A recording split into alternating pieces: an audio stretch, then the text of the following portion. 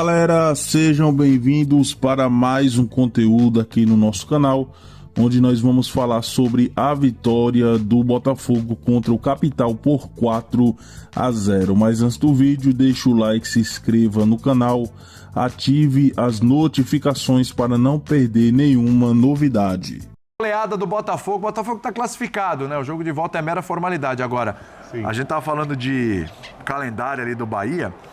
Pro Botafogo, porque o jogo de volta contra o Capital, ele tá entre o clássico contra o Flamengo e o jogo no Chile pela Libertadores da América.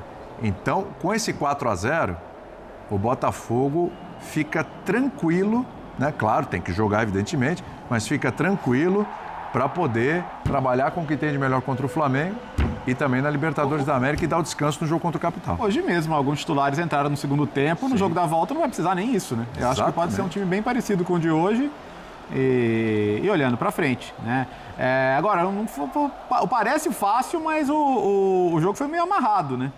O Botafogo faz 1-0 rápido. Time de Série D. CSA Série C, Capital Série D. Teve dois, olha uma bola na trave, Olha lá. né, do Capital. Esse Agora... foi o lance capital do jogo, né, Bruno?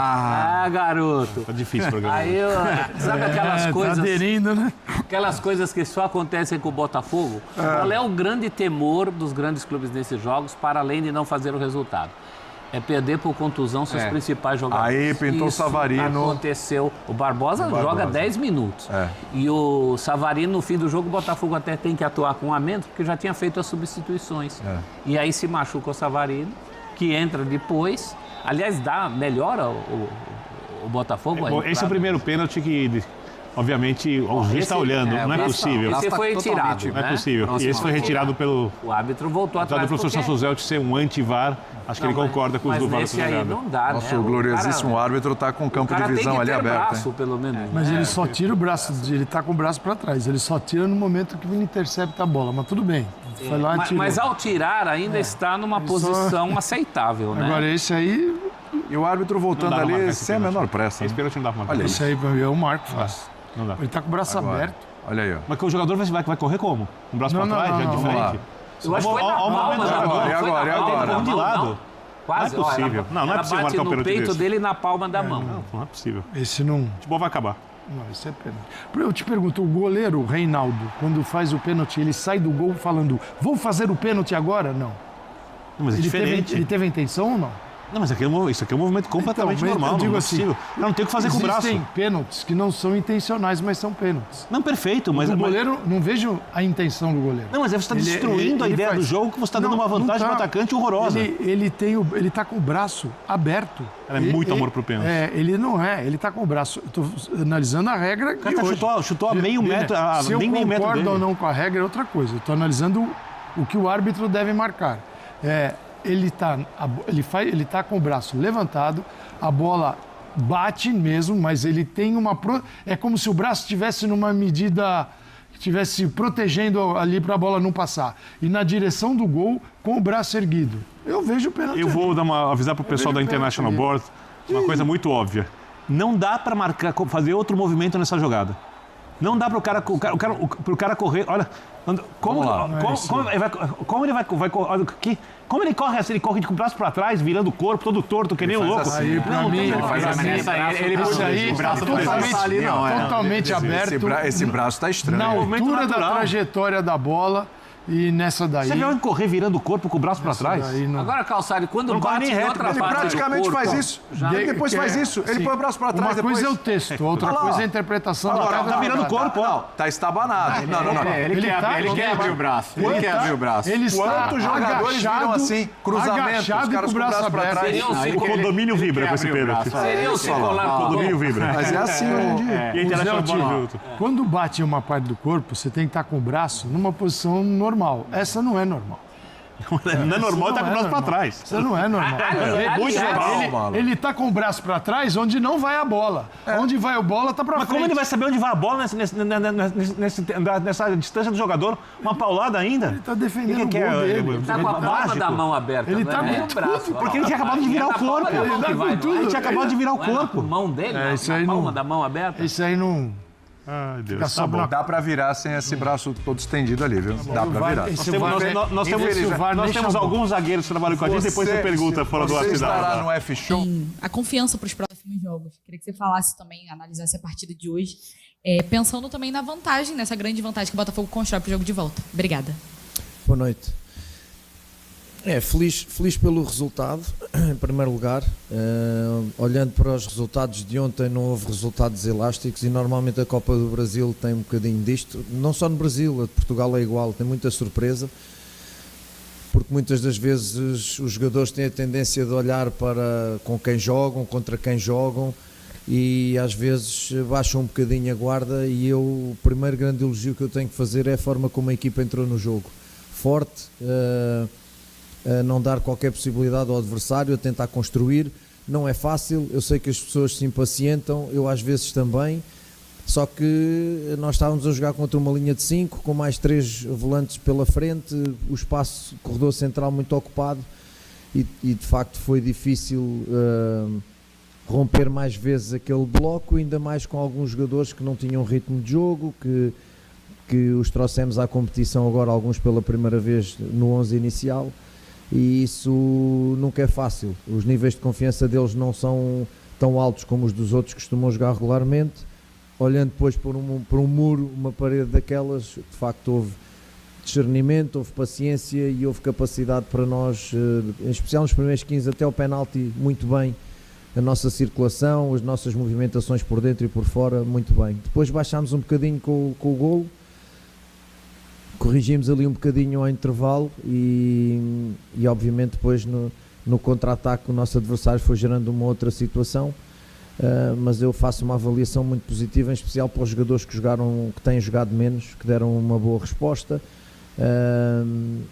e pronto, eu acho que é um resultado muito bom, que nos permite já, acho que a eliminatória não está fechada, mas dá-nos muita percentagem, obviamente, de nós irmos para o jogo da segunda mão, jogo de volta, já com alguma capacidade de encarar estrategicamente o jogo de outra forma.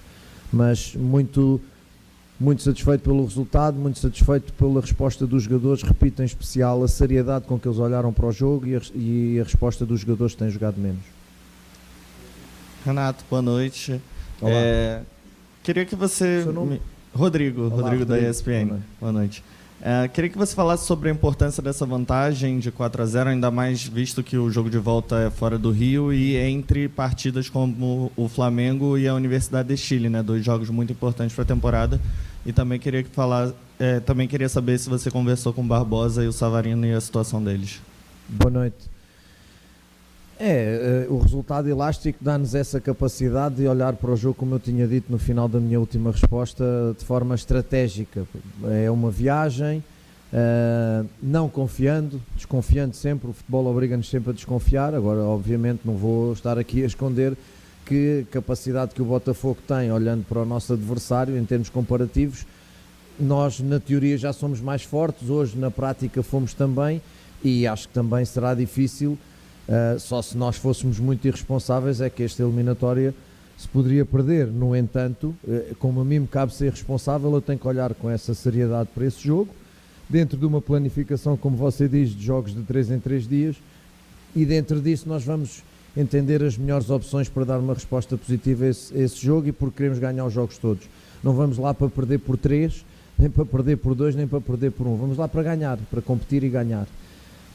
Em relação ao Barbosa e ao Savarino, há ali toques que obviamente eu falei com eles. O Savarino decidi tirá-lo de imediato para não agravar mais o que ele sentiu, mas só agora, nas próximas horas, é que vamos saber alguma coisa de concreto em relação a eles.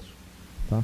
Tudo bem, Renato? Aline Nastari, TNT Esportes. Olá, eu queria só insistir um pouquinho no Savarino e no Barbosa. Acho que quando tem um jogo como esse, que você mescla o time, é justamente pelo calendário apertado, para isso não acontecer, para você não perder grandes jogadores. E o Barbosa é um dos únicos que vem fazendo parte, começou jogando e preocupou pelo menos a gente, porque ele estava de muleta no intervalo. E o Savarino, a gente sequer conseguiu identificar o que aconteceu com ele, porque quando a gente viu, ele já estava caído. Então, eu não sei se você consegue passar alguma informação nesse sentido, assim, de onde o Savarino sentiu exatamente, por que ele caiu, em que momento ele sentiu. E o Barbosa, eu vi que quando ele saiu, ele conversa mais especificamente contigo. O Barbosa e o Gregor hoje jogaram porque não estão castigados e não podem jogar no Bahia, e portanto eu quis, mesmo sendo muito utilizados, quis não deixar de lhes dar algum ritmo, porque depois a pausa é relativamente grande e temos a viagem logo de Salvador direto para a Venezuela, e então quis que eles ainda jogassem um pouco. O meu plano e o que eu tinha conversado com eles era que o Barbosa jogasse 45 minutos e o David depois jogasse outros 45, porque o David não tem vindo a jogar, ainda por cima fez um jogo com o Mineiro e foi castigado por causa do vermelho, e em princípio será ele que joga em Salvador, e portanto eu não queria que o David chegasse ao jogo sem ritmo. Ele próprio pediu as muletas, está com dor no pé, houve um adversário que caiu-lhe em cima do pé. Acho que vão fazer umas imagens radiológicas, não sei o que é que vai acontecer, e o Savarino foi um desconforto muscular, portanto eu não lhe consigo dizer mais que isto, porque está tudo muito fresco, está tudo muito em cima, mas basicamente foi isto.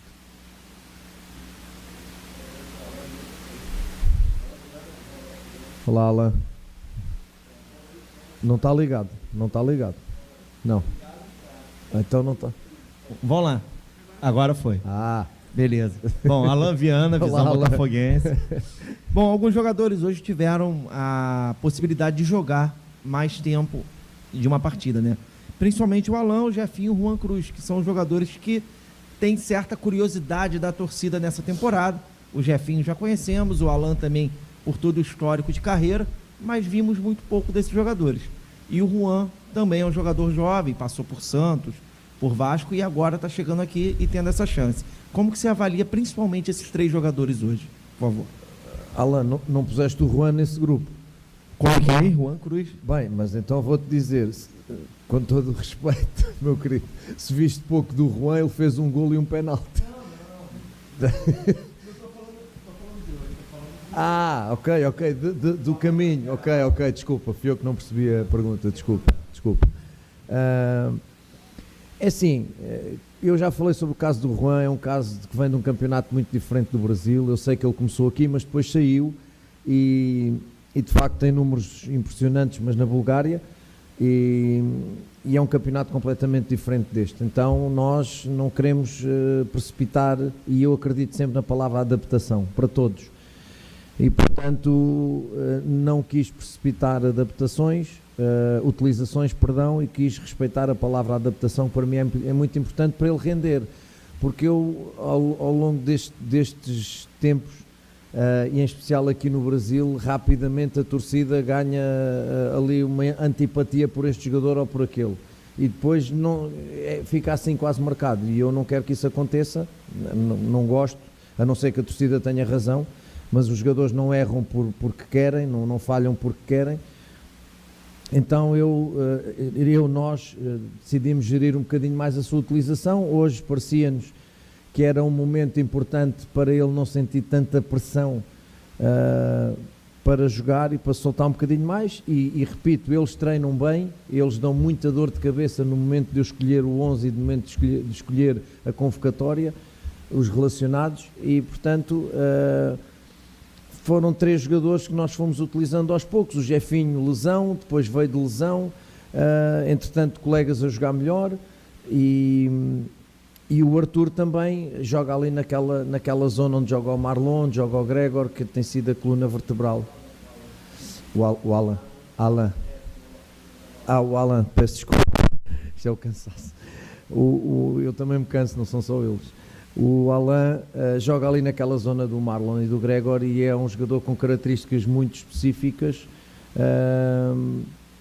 de ter bola, essa experiência de saber ter bola, de saber pisar o campo, e por isso é que eu, por exemplo, no último jogo com o Fluminense, senti que naquele momento em que estava 1-0 e eu precisava de um jogador com as características do Alan, que já não é propriamente um jovem, mas que essa experiência em determinados momentos da partida me dá algumas garantias de resposta durante o jogo. Hoje foi um momento que eu entendi de lhes dar jogo, de lhes dar ritmo, e eu acho que eles me deram todos uma resposta muito interessante. Daqui para a frente é continuar a trabalhar, vou analisar as respostas que eles me deram e continuar a analisar os poucos treinos que vamos fazer.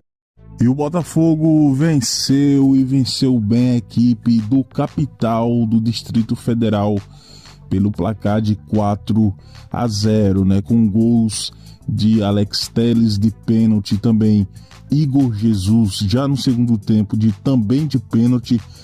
Arthur marcou seu primeiro gol com a camisa do Botafogo após uma linda assistência do lateral esquerdo cuiabano, né, que vem jogando muito com a camisa do Botafogo. O outro gol, quarto gol do Botafogo, foi marcado pelo atacante Juan Cruz, que também participou do primeiro gol, onde sofreu pênalti ali cobrado por Alex Telles. O Botafogo agora se prepara para a partida contra o Bahia no próximo sábado, em jogo válido pelo Campeonato Brasileiro. Botafogo que vem de vitória também, além desta vitória na Copa do Brasil, o Botafogo venceu a equipe do Fluminense no clássico, né, no sábado passado pelo placar de 2-0. Né? Segundo a entrevista coletiva de Renato Paiva, foi um pisão ali que Alexandre Barbosa sofreu, e o meia Savarino teve um desconforto muscular. Tudo indica que não seja nada muito grave e que os jogadores estejam de volta nos próximos compromissos da equipe do Botafogo. Botafogo que está voltando a ter boas atuações em suas partidas, e a torcida agora comemora esta goleada. Botafogo que praticamente já está classificado para as oitavas de final da Copa do Brasil. Se você gostou do vídeo, deixa o like, se inscreva no canal, ative as notificações para não perder nenhuma novidade.